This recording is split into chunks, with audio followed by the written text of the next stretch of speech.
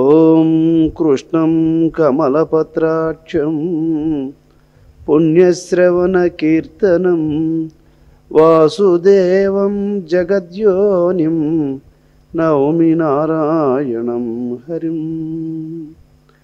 ఓం వ్యాసాయ విష్ణురూపాయ వ్యాసరూపాయ విష్ణవే నమో వై బ్రహ్మనిధయే వాసిష్ఠాయ నమో నమః. ఈ లోకానికి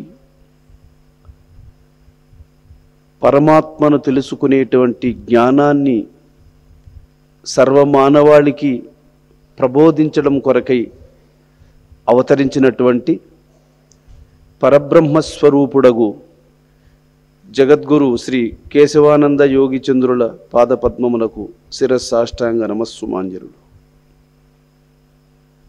ఈ లోకములో ఏమైనా దొరికితే దొరకచ్చు, కానీ గురువు యొక్క పాదము దొరకదు అనేసాడు. దొరకదు సద్గురు పాదము, దొరికితే మరి విడువరాదు దొర. దాతైనా వాడు దొరైనా సరేగాక, బ్రహ్మదేవుడైనా సరేగాక, గురువు పాదం దొరికిందంటే మళ్ళీ దాన్ని వదలకూడదు. త్వరితముగా మోక్షమిచ్చును కరువలి కొడుకంతవాడు కన్నది కాదల్. వాయుదేవుని కుమారుడైనటువంటి ఆంజనేయ స్వామి పట్టిన పాదమే ఆ రామపాదమే ఈ గురుపాదము. ఆ ఆత్మారాముడు వేరు కాదు, సద్గురువు వేరు కాదు. అటువంటి గురునాథుడైనటువంటి కేశవానంద యోగిచంద్రుల వారు అనుగ్రహించినటువంటి పరమ సత్యం ఇది. ఇక మనం గజేంద్ర మోక్షము వినబోతున్నాము. గజేంద్రుడు ముసలి చేత పట్టుబడినప్పుడు దీనిని జయించే శక్తి నాకు లేదని వెంటనే ఆలోచనాపరుడయ్యి పరమేశ్వరుని గుర్తు చేసుకున్నాడండి. ఇది అదృష్టం. భగవంతుడు గుర్తు రావాలి మానవునికి. బాధల్లో కూడా బోధ, భగవత్ సంబంధితమైనటువంటి ఆలోచన బోధపడాలి. ఇది అదృష్టం. గజేంద్రుడు భగవంతుని గుర్తు చేసుకొని ఇలా ప్రార్థన చేస్తున్నాడు. పావగుండ అర్చుల భానుడు దీప్తుల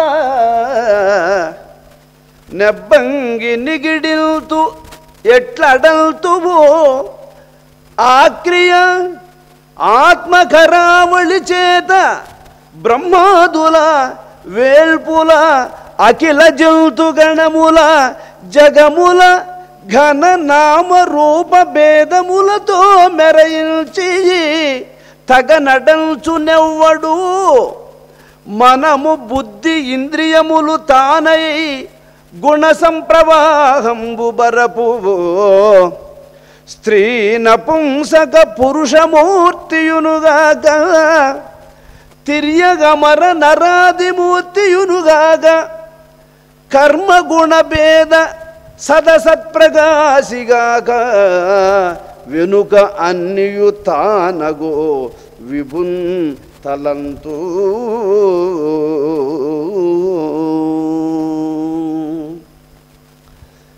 గజేంద్రుడు పరమేశ్వరునికి నమస్కారం చేస్తూ ఉన్నాడు. అయితే పరమేశ్వరుడు అనగా ఎవరు? ఇది ఆయన ఎవరు, ఆయన ఎలాంటి వాడు, ఆయన గొప్పతనం ఏంటి అనేది నీకు బోధపడితే కదా ఆయన గొప్పతనానికి మెచ్చుకొని ఆయన ఇట్టివాడని గ్రహించి ఆయనకు నమస్కరించడానికి నీకు తెలియాలి కదా ఆయన ఎవడు అనే విషయం. అది గజేంద్రుడు చెప్తున్నాడు. అగ్ని నుండి సెగ వెలువడినట్లు, అగ్ని నుండి మంట దగ్గ దగ్గ దగ్గ దగ్గ దగ్గమని నాలుకలు కోస్తూ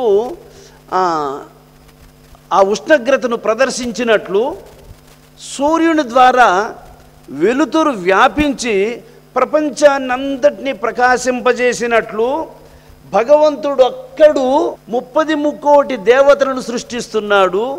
భూమిని, ఆకాశాన్ని, గాలిని, అగ్నిని, నీటిని సృష్టిస్తున్నాడు. 84 లక్షల జీవరాశులను సృష్టిస్తున్నాడు. అరెరే, నరులు కాదు, రాక్షసులు కాదు, దేవతలు కాదు, తిరియగా జీవరాశులు కాదు, ఇన్ని స్వరూపాలను ఒకే సూర్యుడు తన కాంతి చేత ప్రపంచాన్నందరినీ ఎట్లయితే వెలుగుమయం చేసి మరలా ఆ సూర్యుడు హస్తమించేటప్పుడు ప్రపంచవ్యాప్తంగా ప్రకాశిస్తూ ఉన్నటువంటి కిరణాలన్నింటినీ ఉపసంహరించుకున్నట్లు ఏ భగవంతుడు బ్రహ్మ ఆయనే, విష్ణువు ఆయనే, ఈశ్వరుడు ఆయనే, ఇంద్రుడు ఆయనే, దిక్పాలకులు ఆయనే, దిక్కులు ఆయనే, పంచమహాభూతములు ఆయనే, 33 దేవతలు ఆయనే, సర్వజీవకోట్లు ఆయనే,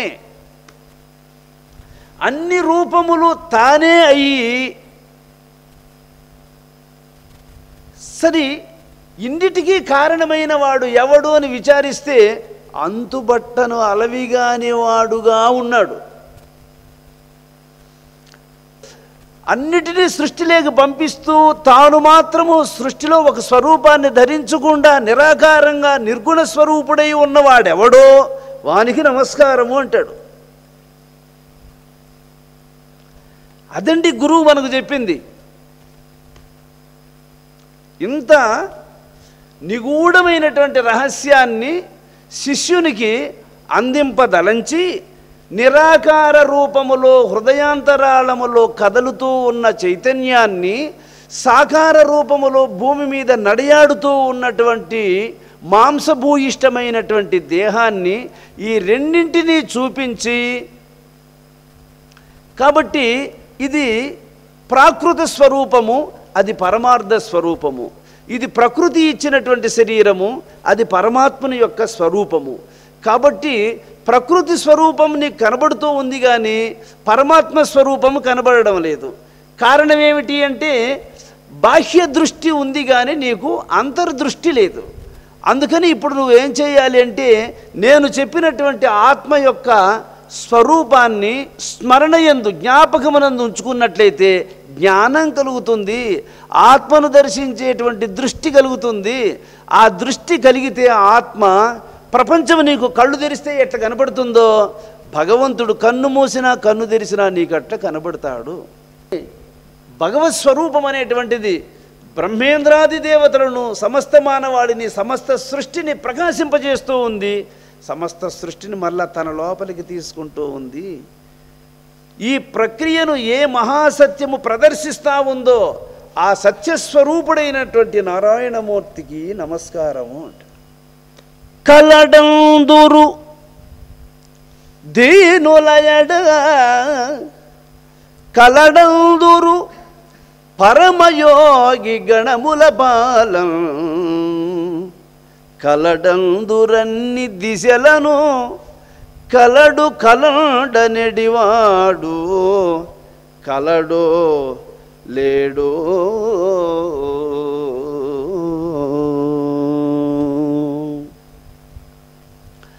భగవంతుడు ఎక్కడుంటాడు కరెక్ట్గా చెప్పాలంటే నాకు భగవంతుడే దిక్కు అని ఎవరు నిండు మనస్సుతో ఆయన మీద విశ్వాసం కలిగి ఉంటారో వాళ్ళ హృదయంలో ఉంటాడు. నాకు భగవంతుడే దిక్కు అని నిండు మనస్సుతో ఆయన మీద విశ్వాసం కలిగి ఉంటారే వాళ్ళ హృదయములో నిండుగా ఉంటాడే. ఇక రెండవ పాయింట్ ఏం చెప్తున్నాడంటే యోగీశ్వరుడు ప్రకృతి స్వరూపమైన శరీరాన్ని, సంకల్ప స్వరూపమైనటువంటి మనస్సును, ప్రాణస్వరూపమైనటువంటి చైతన్యమును ఏది ఒక్కటిగా ఒక్కచోట చేర్చి ఈ శరీరం అనే రథాన్ని కదిలిస్తూ ఉందో దాన్ని గుర్తించి దాని యందు నిష్ణాతులై ఉంటారు యోగీశ్వరుడు. ఇది పరమయోగి గణముల పాలన. ఈ మార్గాన్ని అనుసరిస్తూ ఉండేటువంటి మహాత్ముల యందు భగవంతుడు ఉంటాడు. ఇంకొక మాట, కలడందురన్ని దిశలా అనేసాడు. ఆయన ఒక్క చోట ఉన్నాడు, ఇంకొక చోట లేడు అనే డౌటే లేదు. ఆయన అన్ని ప్రదేశాలలో ఉన్నాడు. అంటే అన్ని ప్రదేశాలలో ఆయన ఉండడం చేత నువ్వు నట్ట అడవిలో ఉన్నా, కొండ గుహలో ఉన్నా, ఎటువంటి నిర్జరారణ్యములో ఉన్నా, ఎవ్వరూ దిక్కేలేని ప్రదేశములో నువ్వు ఉన్నా ఆయన ఉన్నాడు. ఎక్కడనుకుంటే అక్కడే కాపాడదగిన సమర్థుడు ఉన్నాడు. కాబట్టి నువ్వు ఎక్కడున్నా భయం లేదు, ఎట్లున్నా భయం లేదు. చూసావా? అందువల్ల ఆయన కలడందురన్ని దిశలా. ఈ పాయింట్ నేను అరణ్యములో ఉండేటప్పుడు ప్రతిరోజు స్వామివారికి ఉదయం ఒకసారి సాయంత్రం ఒకసారి హారతి ఇచ్చి నమస్కారం చేసుకునేవాడిని. కాబట్టి అడవిలో ఉండేటప్పుడు మరి తెల్లవారుతుంది, ఏదైనా నది లేకో ఏట్లేకో ఎక్కడో చోటికి వెళ్ళి స్నానం చేసుకొని అక్కడ నమస్కారం చేసుకోవాలి. అక్కడ గురువుగారి ఫోటో ఉండదు కదా. అప్పుడు ఏం చేసేవాడిని అంటే నేను కలడందురన్ని దిశలా, ఆయన అన్ని చోట్ల ఉన్నాడని భాగవతం చెబుతోంది కదా. కాబట్టి ఆయన లేని చోటు లేదు అని అక్కడే నేను సాష్టాంగ నమస్కారం చేసుకునేవాడిని. ఆ నమస్కారం చేసుకునేటప్పుడు నా నుదురు ఎక్కడైతే భూమి మీద ఆంతుందో అక్కడ నా గురువు యొక్క పాదాలనే నా శిరస్సు స్పర్శిస్తూ ఉంది అని మనసులో భావన చేసుకునేవాడిని. ఎక్కడ భూమి మీద తల మోపుతానో అక్కడ నా గురువు యొక్క పాదములే నా శిరస్సును స్పర్శిస్తున్నాయని భావన చేసి తల మోటించి నమస్కరించుకొని లేచి మోకరిల్లి ఎక్కడైతే పాదం తల మోపామో అక్కడే చేతితో భూమిని కళ్ళ అద్దుకొని నమస్కారం చేసుకొని మళ్ళా అనువైన ప్రదేశంలో కూర్చొని ధ్యానం చేసుకునేవాడిని. ఇవన్నీ ప్రమాణాలు మనకు. అందువల్ల కలడందురన్ని దిశలా, కలడు కలండనడివాడో కలడో లేడో. మహాత్ములు చెప్పారు కదా, విశ్వాసపూరితమైనటువంటి హృదయముతో నమ్మిన వారికి ఉన్నాడు, యోగీశ్వరుడు హృదయములో ఉన్నాడు. ఏమి అన్ని దిక్కుల యందు, అన్ని దేశముల యందు, అన్ని ప్రదేశాల్లో ఉన్నాడని చెప్తున్నాడు కదా.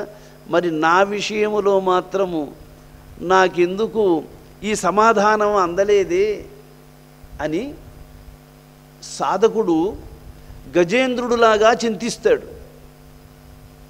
అందుకేనండి సాధన దశలో కూర్చొని ఉన్నటువంటి సాధకుడు తీవ్రతరమైనటువంటి పోరాటం సాగిస్తూ ఉన్నప్పటికీ రాత్రంతా మేలుకుంటూ ఉంటాడు, పగలంతా చింతిస్తూ ఉంటాడు.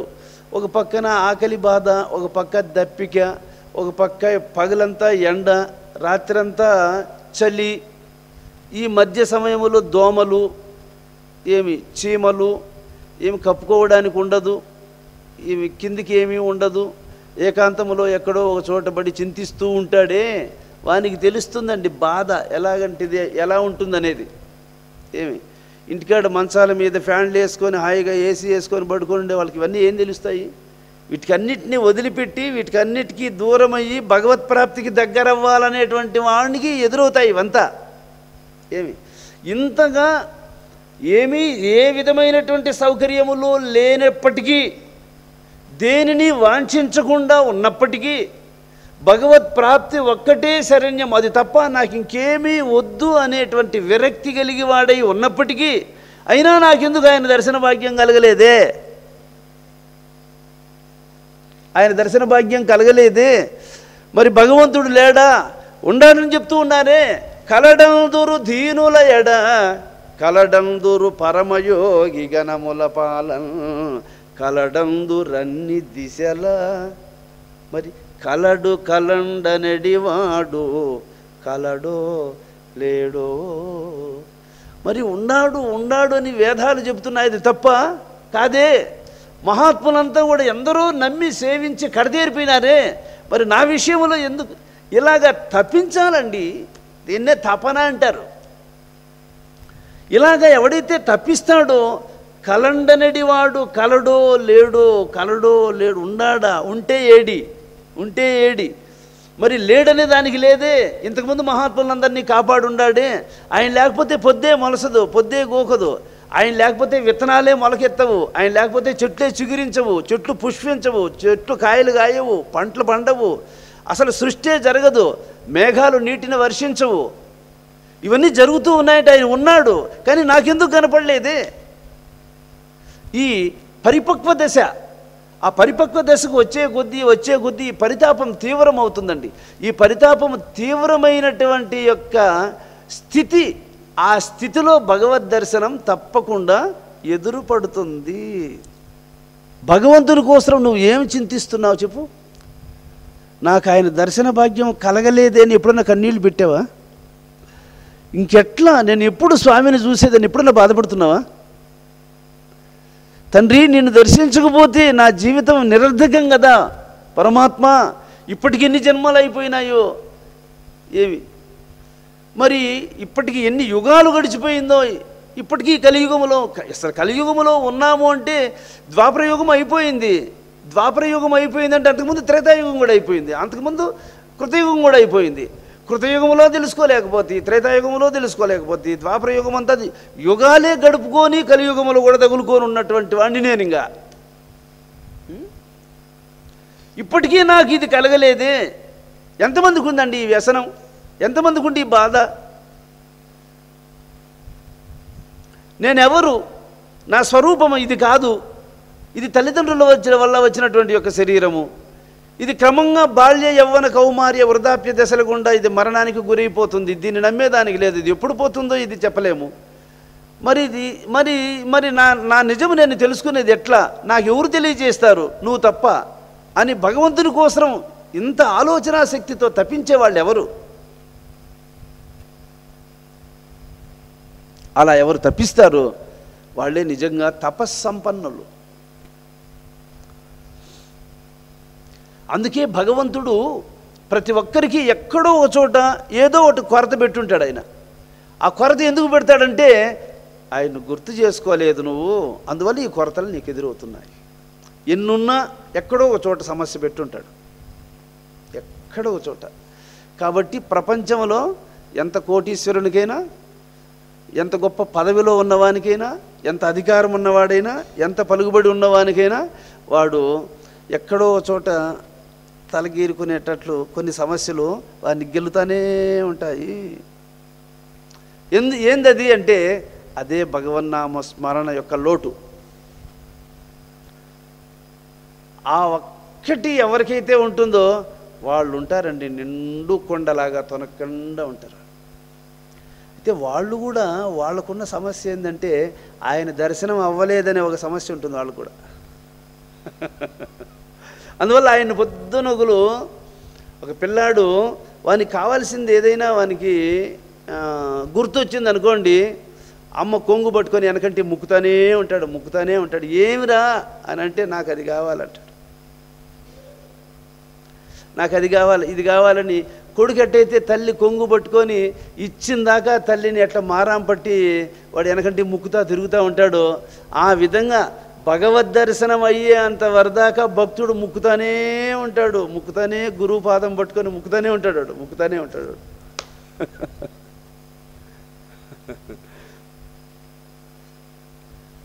భగవంతునికి వీడు గొప్ప ధనవంతుడు, వీనికి దర్శనం ఇవ్వాలి, వీడు పేదవాడు, వీనికి దర్శనమిచ్చినా మనకు వచ్చే లాభం ఏమీ లేదు అని పేదరికంతో ఉన్నవానిని పక్కన పెట్టడం, ధనవంతుని నెత్తినెక్కించుకోవడం, వానికి దర్శనం ఇవ్వడం, ఇలాంటి తేడాలు ఆయనకి లేవు. అసలు నిజంగా ధనవంతుడెవడు అంటే నిండు మనసుతో భగవంతుని స్మరించేవాడు ధనవంతుడు, అదృష్టవంతుడు. అందువల్ల కలుగడే నా పాలి కలిమి సందేహింప కలిమిలేములు లేక గలుగువాడు నా కడ్డపడరాడే నలిన సాధువుల చేబడిన సాధుల కడ్డపడెడువాడు చూడడే నా పాటు చూపుల చూడక చూచువారల కృప చూచువాడు లీలతో నా మొర ఆలింపడే మొరంగుల మొరలిరుంగుచు తన్ను మొరుగువాడు అఖిల రూపముల్ తన రూపమైన వాడు ఆది మధ్యాంతములు లేక ఎడరువాడు భక్త జనముల దీనుల పాలివాడు వినడే చూడడే తలపడే వేగరాడే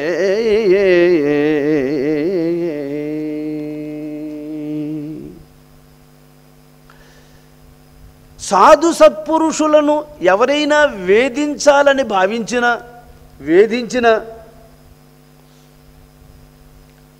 అగ్గిపోయి చెత్త మీద పడినా చెత్త పోయి అగ్గి మీద పడినా కాలిపోయేది చెత్తే. అలాగా సాధు సత్పురుషులకు అపకారము చెయ్యాలని ఎవడైనా అధికార బలముతో కావచ్చు, పలుకుబడి బలముతో కావచ్చు, ఆక్రోశముతో కావచ్చు, కారణాలు ఏవైనా కావచ్చు, ఏ కారణంగానైనా శ్రీహరిదాసులైనటువంటి పుణ్యాత్మలకు హాని కలిగించాలి అనే తలంపు కలిగితే తప్పక వాడు చెడిపోతాడు. ఎందువల్లంటే సాధుల కడ్డపడేవాడు సాధులకు ఏ విధమైనటువంటి హాని జరగనివ్వకుండా ఆయన అడ్డుగా వచ్చి నిలబడుకునేస్తాడు.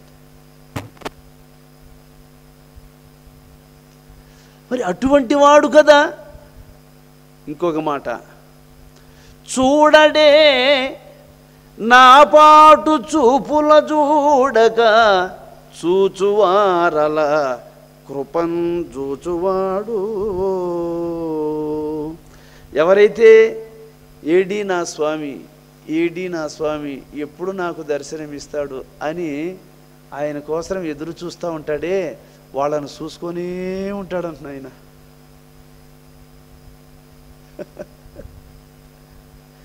ఎంత మాట అసలు.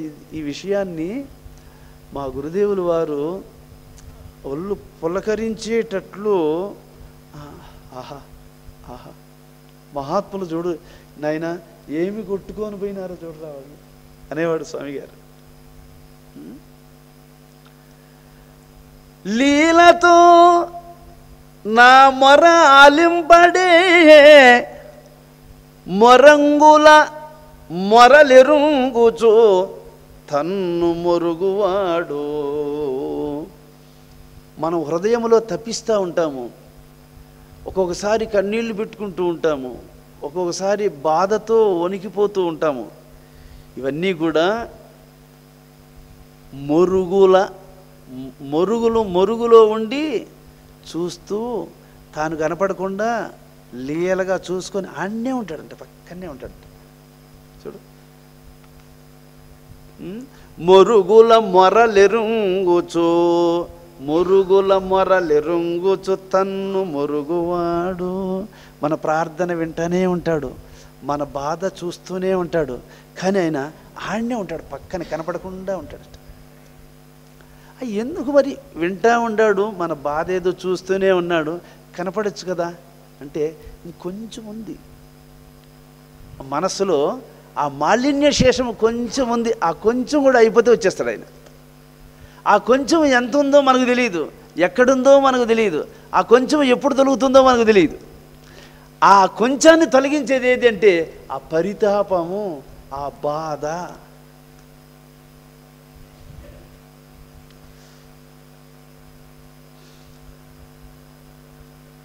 కొడుకు ఉయ్యాల్లో పడుకొని నిద్రపోతూ ఉంటాడు. అమ్మ వీధిలో గుమ్మము దగ్గర చెత్త ఊడుస్తూ, కళ్ళాపు జల్లుతూ, ముగ్గు వేసుకుంటూ ఈ పని మీద ఉంటుంది. వీడు ఉయ్యాల్లో లేస్తాడు, నిద్ర లేచి ఏడుపు ప్రారంభిస్తాడు. ఆ ఏడుపు ఆమెకి వినబడుతుంది. వీడు ఆ ఉయ్యాల్లో కూర్చొని ఎలా ఏడుస్తాడంటే అని అంటా ఉన్నాడు అనుకోండి, వీడు దొంగ నా కొడుకు, వీడు నా పనులు పంచేడు చేసేదానికి ముక్కుతా ఉన్నాడులే అని అనుకుంటుంది ఆమె. అట్లా ఏడుపులకంతా ఆమె కదలదు. గుక్కబట్టి ఏడ్చేసాడు అనుకోండి, ఇంకా ఆ చెమ్ము ఆడ బారేస్తుంది, ఆ పొరక ఆడ బారేస్తుంది, ఆ ముగ్గేస్తున్నటువంటి పాత్ర ఆడ బారేస్తుంది. నాయన మా నాయన మా నాయన అని పోయి ఎత్తుకుంటాడు. ఆ ఏడ్చేది ఏదో సరిగా ఏడ్చాలి, అప్పుడే వస్తుంది అమ్మ. ఊరికే వాడు అంటా ఉన్నాడు అనుకోండి, ఈడు దొంగ నా కొడుకుని ఈడికి వచ్చి చూసి కంట్లో సొక్క నీళ్ళు ఏమైనా వచ్చినాయంటరా. ఇట్లాగా మనం అన్నారు తల్లులు అంటూ ఉన్న మాటలు నేను ఎన్నోసార్లు వినుంటా ఇట్లా మాటలు. కాబట్టి అందుకని భగవంతుడు నిజంగా ఏడుస్తున్నాడా లేదా చూస్తూ ఉంటాడు. భగవంతుని కోసం నిజంగా పరితపించేటువంటి వానికి ఆయన తప్పకుండా గుక్కబట్టి ఏడ్చేటువంటి బిడ్డ దగ్గరకు తల్లి తన పనులు ఎన్నున్నా అన్నీ ఆడ వారేసి పరిగెత్త వచ్చి కూర్చుని వాడిని ఒళ్ళోకి పడబెట్టుకొని పాలు ఇచ్చినట్లు తీవ్రంగా ఎవడు పరితపిస్తాడో భగవంతుని కోసం వానికి తప్పకుండా భగవద్ దర్శనం కలుగుతుంది. ఇందులో డౌట్ లేదు. విశ్వకరు విశ్వదూరుని విశ్వాత్మకు విశ్వవేద్యు విశ్వున విశ్వున్ శాశ్వతు నజు బ్రహ్మ ప్రభు ఈశ్వరుని పరమ పురుషునే భజంతు.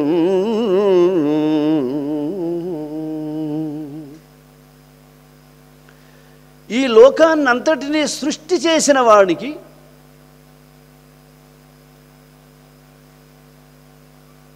సర్వలోకాలకు సాక్షిగా ఉండేటువంటి వానికి సర్వ ప్రాణికోటికి అంతరాత్మగా ఉండేటువంటి వానికి లోకాలనన్నిటినీ చక్కగా తెలుసుకునేటువంటి వానికి లోకములకన్నిటికీ అతీతుడై ఉన్నటువంటి వానికి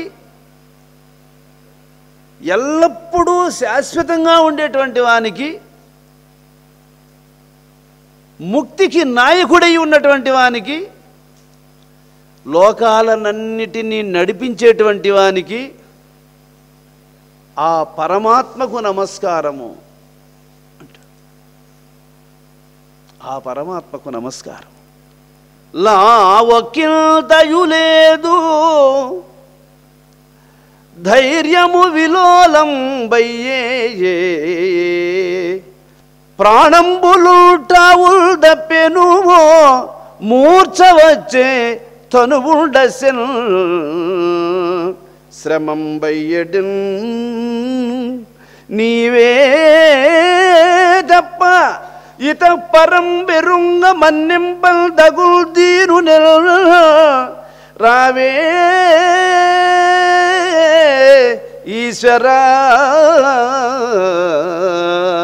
కావవే వరద సంరక్షింపు భద్రాత్మగా.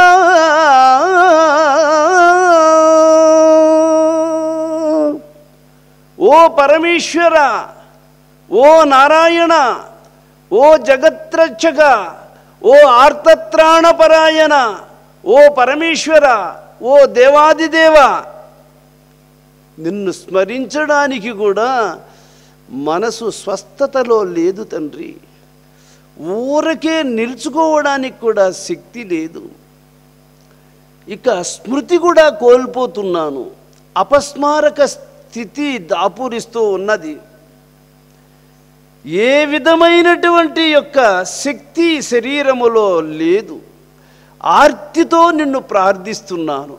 పరమేశ్వరా, నాకు దిక్కు ఎవ్వరు లేరు, నీవే నాకు దిక్కు అని కుంటి ఊపిరితో దీపములో తైలమైపోయింది, ఒత్తంతా కాలిపోయింది, చిట్ట చివర మినుక్కు మినుక్కుమంటూ ఉంది.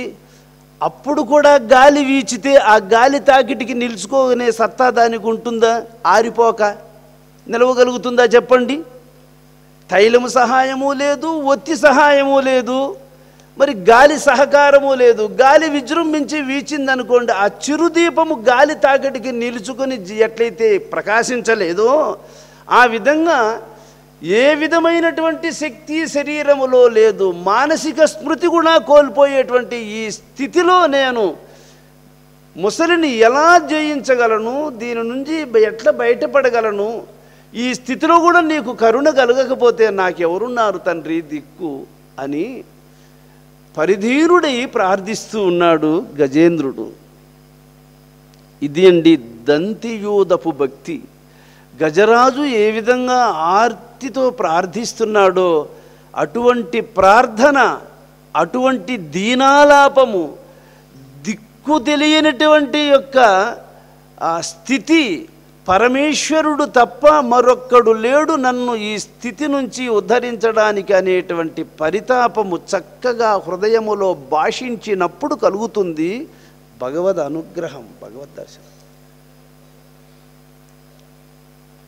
వినుదట జీవుల మాటలు, చనుదట చనరాని చోట్ల, శరణార్థుల కోయని ఓనుదట పిలచిన, సర్వము కనుదట సందేహమయ్యే కరుణావార్ది.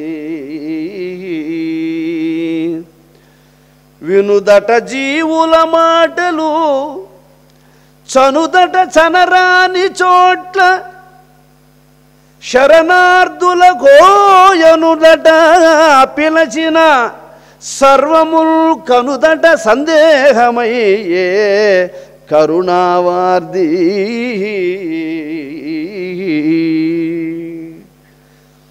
జీవులు ఎక్కడుండి ఓ శ్రీహరి పాహిమాం అని పిలిచినంత మాత్రములో ఓ వస్తున్నా భయపడగాకు అని అక్కడి నుంచే అభయప్రదానము చేసేవాడవట. అక్కడి నుంచి జీవులున్న ప్రదేశానికి రావడానికి ఆలస్యం అవుతుందనేమో మరి, ఓ అని పిలువగానే ఓ అని సమాధానం పలికేటువంటి వాడవట నువ్వు. అట్టి కరుణామయుడవు, సర్వజ్ఞుడవు, సర్వశక్తి సంపన్నుడవైనటువంటి నీవు నా విషయములో సందేహము కలిగేటట్లు ఎదురుపడకపోవడానికి ఏమి ప్రభు కారణము? ఓ కమలాప్త, ఓ వరద, ఓ ప్రతిపక్ష విపక్ష దూర, కుయ్యో కవియోగి వంద్య సుగుణోత్తమ, ఓ శరణాగతామర, ఓ కహ యో మునీశ్వర మనోహర, ఓ విమల ప్రభావ, రావే కరుణింపవే తలంపవే, శరణార్థిని నన్ను కావవే.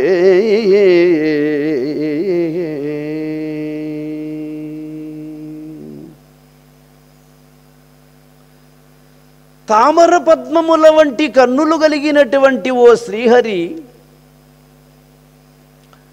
కట్టలు తెంచుకున్న ప్రవాహము ఉరకలు వేస్తూ పల్లానికి ప్రవహించినట్లు భక్తులను ఉద్ధరించడానికి అలా పరుగులు తీసేటువంటి ఓ కన్నతండ్రి, శత్రువైనా సరే నిన్ను తలుచుకుంటే అభయప్రదానము చేయదగినటువంటి దయాసముద్రుడవైనటువంటి ఓ నారాయణ, నా మొర వినవ, నా నమస్కారములు అందుకోవా తండ్రి. ఉత్తమ గుణములు కలిగినటువంటి మహాత్ముడవు, శరణు వేడినటువంటి వారికి కల్పవృక్షము వలె తగు ఫలితాన్ని అనుగ్రహించేటువంటి వాడవు, మునీశ్వరులైనటువంటి మహాత్ములకు ప్రియుడవు, నిర్మలమైనటువంటి మహిమ కలిగినటువంటి మహాత్ముడవు, కనుకరింపవా తండ్రి, కరుణించవా ప్రభు, నీకంటే నాకెవరున్నారు తండ్రి దిక్కు అని కొస ఊపిరితో ఎక్కడో ఒళ్ళు సోలిపోతూ ఉంది, కళ్ళు మూతలు పడిపోతూ ఉన్నాయి, ఊగుతూ ఉన్నాడు, శల్యమైపోయి ఉన్నాడు. ఎముకలు తప్ప, అస్థిపంజరం తప్ప కండరాలన్నీ జీర్ణించిపోయాయి. కన్నులు ఎక్కడికో లోపల గొంతల్లోకి వెళ్ళిపోయినాయి. కుయ్యో అనడానికి కూడా స్వరం లేదు. ఎక్కడో కొస ఊపిరితో ప్రార్థన చేస్తూ, ఆ కొస ఊపిరితో కూడా స్మరణ మరువకుండా హృదయంతరాళములో పరమేశ్వరుణ్ణి దిక్కుగా ఆరాధిస్తూ స్తోత్రము చేస్తూ ఉన్నాడు.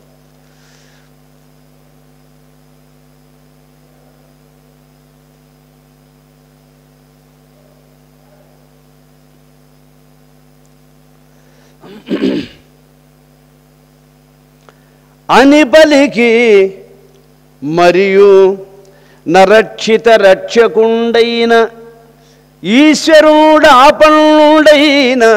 నన్ను కాచుగాకయని నింగి నిక్కి చూచుచు నిట్టూర్పులు నిగిడించుచు భయలాలకించుచు అగ్గజేంద్రుండు మొరచేయుచున్న సమయంబున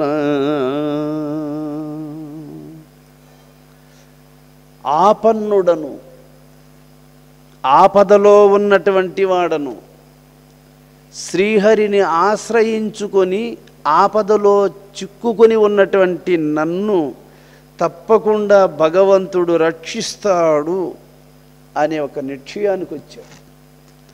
తప్పకుండా శ్రీహరి నన్ను రక్షిస్తాడు అనే నిశ్చయానికి వచ్చాడు. ఇంకా బయలు కల్లా అలా చూచాడు. నిట్టూర్పులు నిగిడించుచు దృష్టిని కదలనివ్వకుండా నిలిపాడు. బయల ఆలకించుచు అగ్గజేంద్రుండు మొరచేయుచున్న సమయంబున. ఇదండి మొర. శ్వాసలను హృదయములో బంధించి దృష్టిని కదలకుండా నిలిపి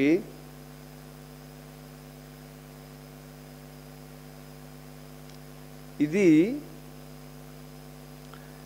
ఎవడైతే ఆర్తుడవుతాడో, పరమేశ్వరుని యొక్క దర్శనాన్ని వాంఛిస్తూ స్మరిస్తాడో, భగవత్స్వరూప దర్శన భాగ్యము తప్ప రెండవ సంకల్పము మనస్సులో కదలకుండా ఎవని మనస్సు ఎదురులేనటువంటి తిరుగులేనటువంటి యొక్క సంకల్పముతో ఈశ్వరుని యొక్క దర్శనార్థమై పరితపిస్తుందో అటువంటి వానికి ప్రాణశక్తి కంటిలోనికి ప్రవేశించి కన్ను కదలనివ్వకుండా చేస్తుంది. ఇది ప్రాణశక్తి కంటిలోనికి ప్రవేశించి కన్నును కదలకుండా నిలిపేస్తుంది. అప్పుడు చూపు మనస్సు ఒక్కటయ్యి శరీరానికి వెలుపల లోపల సర్వత్రా వ్యాపించి ఉన్నటువంటి ఆ బయలనేటువంటి బట్ట బయలుగా మరుగు లేకుండా ఉన్నటువంటి ఆ పరబ్రహ్మ స్వరూపమునందు తదేక నిష్ఠతో నిలబడుతుంది. ఆ సమయములో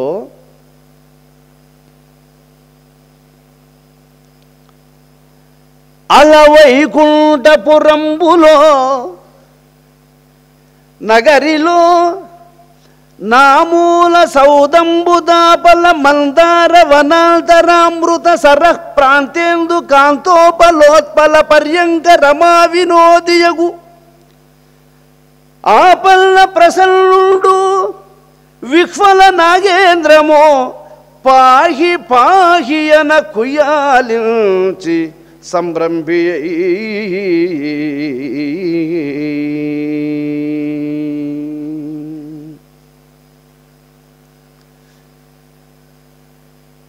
గజేంద్రుడు ఎప్పుడైతే చూపు మనసు ఒక్కటయిందో ప్రాణశక్తిని అంతటిని బయలు అంతటా వ్యాపించి ఉన్నటువంటి పరబ్రహ్మమునందు దృష్టితో కలిసి ప్రాణము మనస్సును సంధించి నిలుచుకున్నాడు. ఆ సందర్భములో విష్ణుదేవునికి పానుపైనటువంటి ఆదిశేషుడు అప్పుడు పాహిమాం పాహిమాం, ఓ శ్రీహరి, సమస్త లోకాలకు ఆధారమైనటువంటి శేషుడనైనటువంటి నన్ను ఒక అనంతమైనటువంటి భగవద్భక్తుని యొక్క యోగశక్తి నన్ను కదలిస్తూ ఉన్నది కనుక నీవు అనుగ్రహిస్తే తప్ప ఆ యోగశక్తి నుంచి నేను నిశ్చలంగా కదలిక లేకుండా ఉండలేను. కాబట్టి నా కదలికలకు కారణమైనటువంటి ఆ యోగీశ్వరుడైనటువంటి ఆ పరమభక్తుని నీవు రక్షించక తప్పదు అని ఆ ఆదిశేషుడు విహ్వల నాగేంద్రము పాహి పాహి అన కుయాళించి సంభ్రంభి.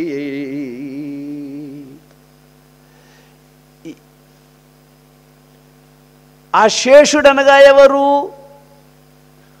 ఏదైతే 21,600 సార్లు బుసగొడుతూ ఉన్నదో, మూలాధార చక్రము నుండి సహస్రారం వరకు తన పడిగలను విప్పుకొని సహస్రారమునందున్నటువంటి ఆ సద్గురునాథునికి ఏదైతే వాహనంగా పానుపుగా ఉన్నదో ఆ శేషుడు కదిలాడు. ఆ శేషుడు ప్రార్థిస్తున్నాడు. ఆ ప్రార్థన స్వామి వింటున్నాడు. ఎవరు ఆ శేషుడంటే 21,600 హంసల స్వరూపముతో మూలాధార చక్రము నుండి సహస్రారం వరకు తన తోక మూలాధారములో ఉంది, పడిగ సహస్రారములో ఉంది. ఆ శేషుడు ప్రార్థించాడండి. ఈ పద్యము వ్రాసేటప్పుడు బమ్మెర పోతనామాత్యుల వారు కలం ఆగిపోయిందట.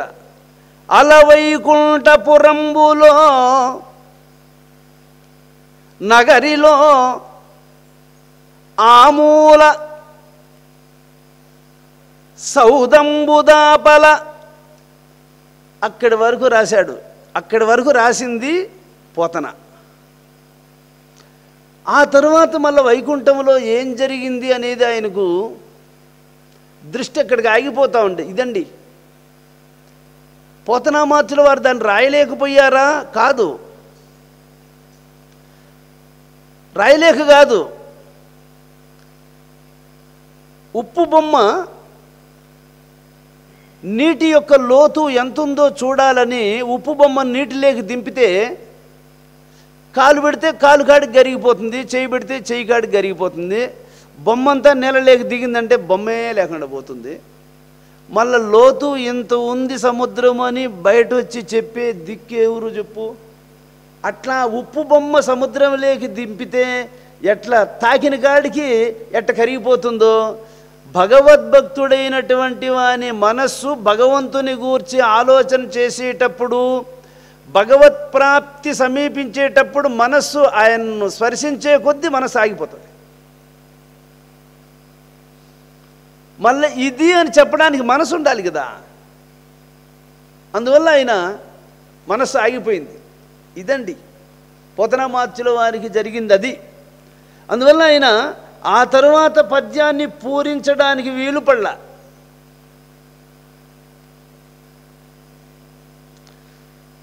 రామకృష్ణ పరమహంస గారు సాక్షాత్కార అనుభూతిని ఆ నిర్వికల్ప సమాధి స్థితిలో తనకు కలిగేటువంటి భగవద్ దర్శనము వల్ల కలిగిన అనుభూతిని శిష్యులకు అందరికీ చెప్పాలి, చెప్పి వాళ్ళందరితో ఆనందాన్ని పంచుకోవాలి అని ఆయన అనుకునేవాడట. ఎన్నిసార్లు అనుకున్నా కానీ అనుకుంటాడు, సమాధి దృష్టిలోకి వెళ్ళిపోతాడు. చెప్పాలని అనుకుంటాడు, సమాధి దృష్టిలోకి వెళ్ళిపోతాడు. చిట్ట చివరికి కన్నీళ్లు పెట్టుకున్నాడట పరమహంస గారు.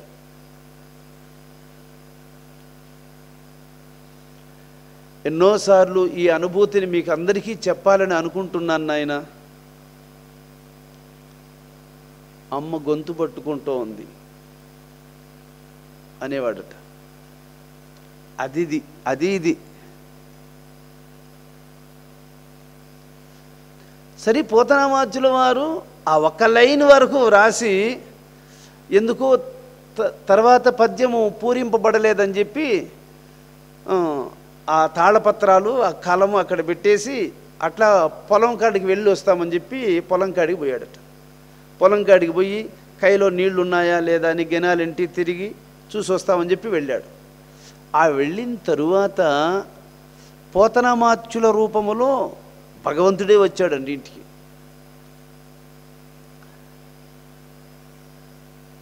పోతన్న గారు బయట వెళ్ళి వస్తే ఇంటి గుమ్మము దగ్గర ఒక తొట్టిలో నీళ్లు పెట్టుంటారు.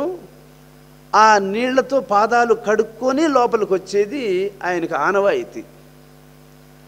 ఆయన కూతురు వాళ్ళ నాన్నగారు ఎప్పుడు బయట నుంచి లోపలికి వస్తాడా అని చూసుకొని ఉంటుందట. ఆ బిడ్డ ఏ పని చేస్తూ ఉన్నా వాళ్ళ నాన్నేమో వస్తాడేమో చూస్తూ ఉంటుందట.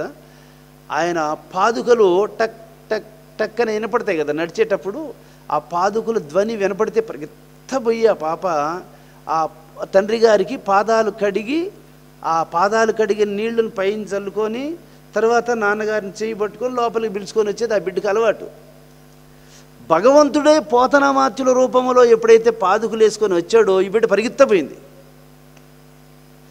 పరిగెత్తపోయి ఆ పరమేశ్వరుని పాదాలు కడిగి ఆ తీర్థాలను పైన చల్లుకొని తండ్రి గారి చేయి పట్టుకొని నేరుగా పూజా మందిరంలోకి పిలుచుకొచ్చింది.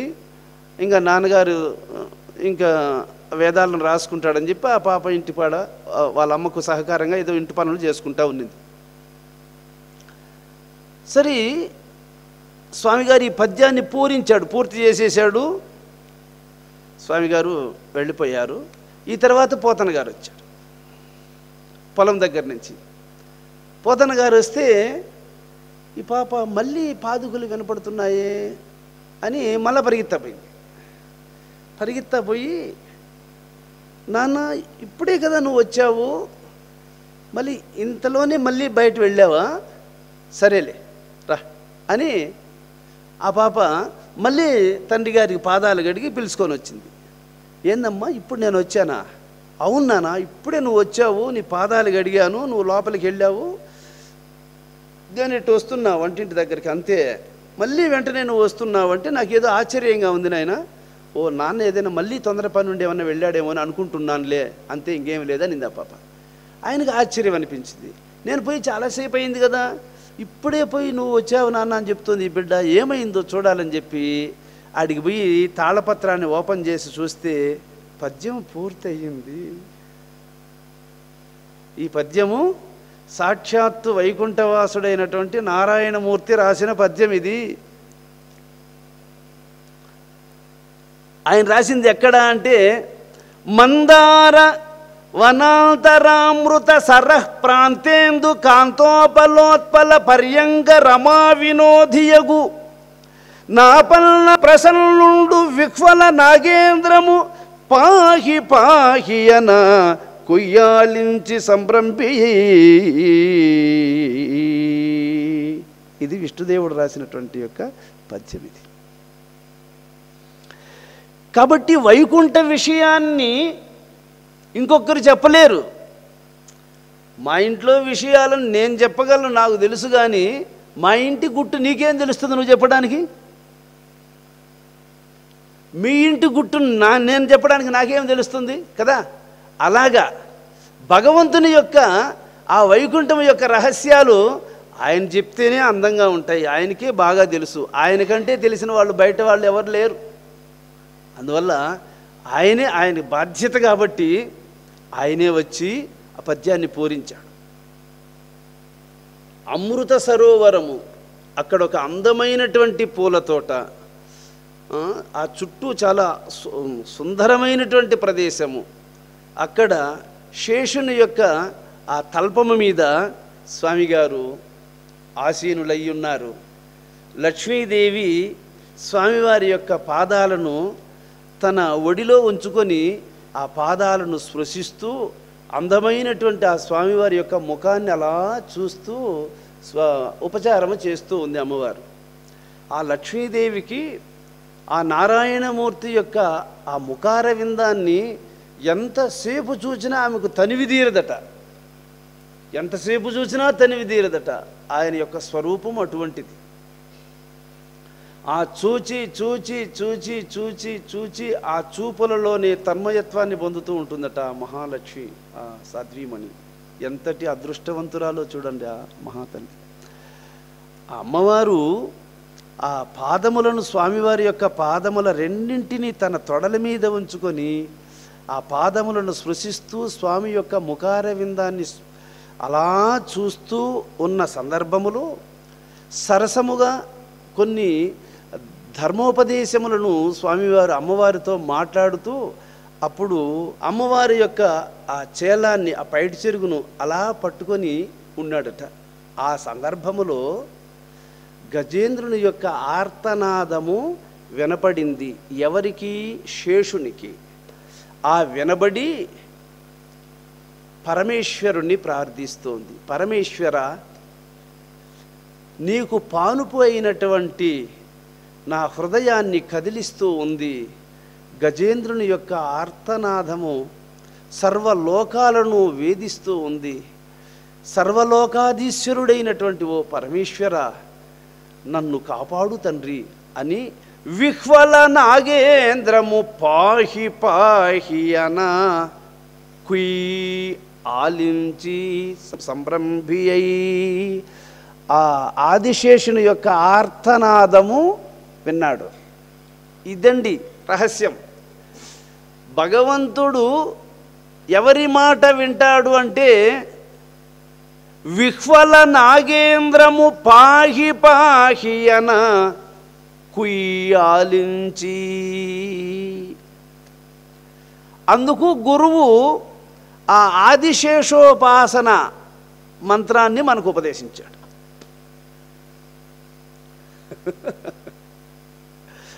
ఆదిశేషోపాసన మంత్రాన్ని మనకు ఉపదేశించింది ఎందుకంటే దగ్గరికి పోయి ఆయన్ను పలకరించగలిగేవాడు ఈ శేషుడే. కాబట్టి ఆయన్ను పట్టుకుంటే మనము ఆయన స్వామివారిని పలుకరిస్తాడు, మన ఆర్తనాదాన్ని వినిపిస్తాడు. అప్పుడు ఆయన కదులుతాడు. వేరొక మార్గము గుండా మన పిలుపులు ఆయన దాకా పోవు.